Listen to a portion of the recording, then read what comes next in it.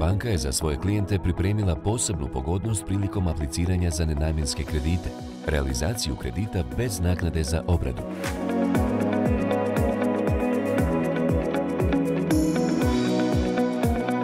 Klijenti mogu aplicirati za nenamjenski kredit u iznosu do 50.000 km, uz rok otplate do 10 godina i mogućnost odabira fiksne kamatne stope.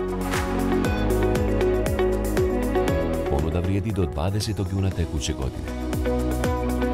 Klijenti za nenamjenske kredite mogu aplicirati online putem web stranice banke www.raiffeisenbank.ba.